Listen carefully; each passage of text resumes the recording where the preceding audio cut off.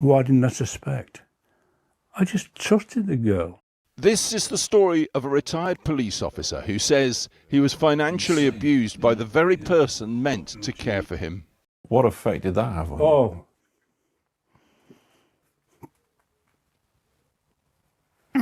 Excuse me. Take your time, Henry. Take your time. Take your time. And now serious questions for his former carer and the very police force he once served. Henry Franz Sargent became a police officer in the early 50s. Long since retired, the 84-year-old now lives alone in a small village in Worcestershire. He trusted his carer completely. So I was lost. I was on my own. My family's up in Lancashire, and she said, "You just sit back and leave everything to me." You depended on her? Yeah, well, in a way, she looked after me like you'd expect a family to look after you. And that she is Elizabeth Buck, suspected of financially abusing Henry for tens of thousands of pounds. And this is the woman who raised the alarm, Miss Buck's business partner in the care company. She phoned me and said that he'd had a fall and he was bleeding, so would I go round because she was stuck somewhere else.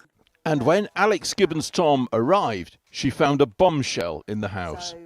A power of attorney application, apparently showing Miss Buck taking over Henry's finances. Looked at it and it was her name on it.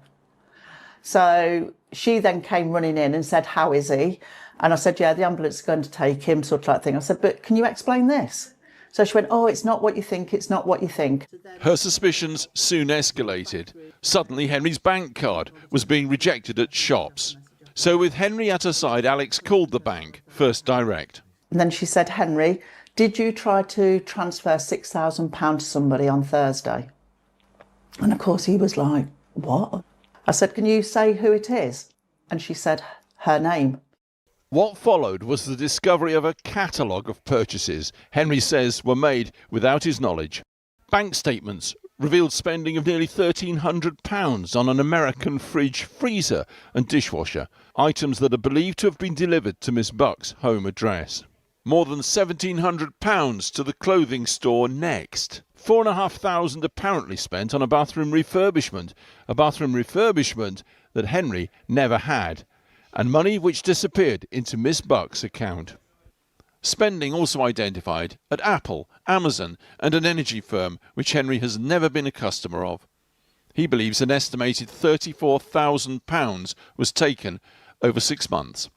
Things that you had no idea what Not they at were. all. As a kid, it was a shock to the system. Even when the truth was coming out, I found it hard to believe. It never even crossed my mind in any way, shape or form that she was doing something for her benefit. I thought she was just being kind. There's more. Documents reveal an inquiry to take the equity out of Henry's home, over £137,000. They'd be made online, allegedly using Miss Buck's maiden name. The application didn't proceed. Again, Henry said he'd no knowledge of this. Alex confronted her business partner by text. She got this back from Miss Buck's number. "I've not even said I won't give you the share from Henry, but not heard from anyone about if he wants it back, etc." You're not in there to see if there's a fiver on the side or, "Oh, go and get me a loaf of bread, but keep the change and they've given you a £20 note." No, there's a code here and you shouldn't cross it. Now, Henry's bank, First Direct, quickly recognised him as a victim of financial abuse, repaying him over £16,000. The bank even named Miss Buck as the perpetrator to Channel 4 News, before adding in a statement, "This is a complex and distressing case involving our customer, Mr. Sargent, who reported suffering financial abuse at the hands of his carer. In light of this, we took all measures necessary in order to protect the customer. It's unfortunately too common to see vulnerable people abused financially, often by people who have gained their trust." The bank told Henry to call the police, and it's the actions, or lack of, by West Mercia police which are central to Henry's case. He's 84 years old, remember, so the police were told not to call late at his home, but they did. No. Laughing and waving at the security camera. Henry's bank, First Direct, is said to have tried to contact the investigating officer more than 15 times without success. Frustrated, Alex, Henry's whistleblowing care worker, tried to get through to the investigating officer.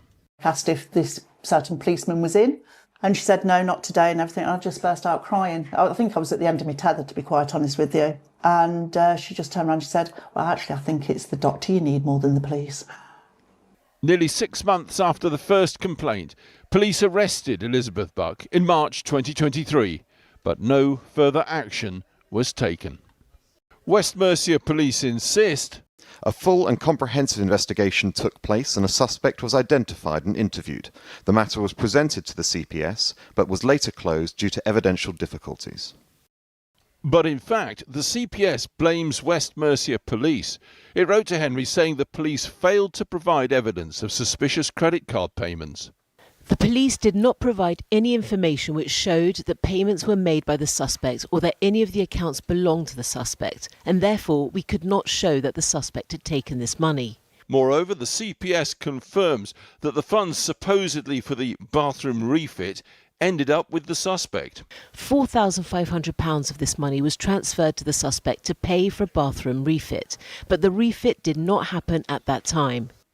There's written proof that the bathroom work never happened, but West Mercia police failed to provide it. The CPS told Henry they have not provided a statement from the building company confirming this in writing. To prove something in court, we have to have the evidence in a signed statement. The CPS told us they chased the police time and again for evidence that is out there, but never got what they needed to prosecute. As for Elizabeth Buck, she refused to answer any of the allegations raised in this investigation. In a statement to Channel 4 News, she said, The police concluded after a full investigation, no further action. I kindly request you make no further contact with my family or myself. Denied justice.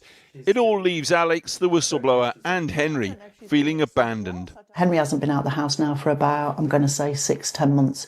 I want him to have peace for his last days because he hasn't got it. He has not got it. He certainly has not got it.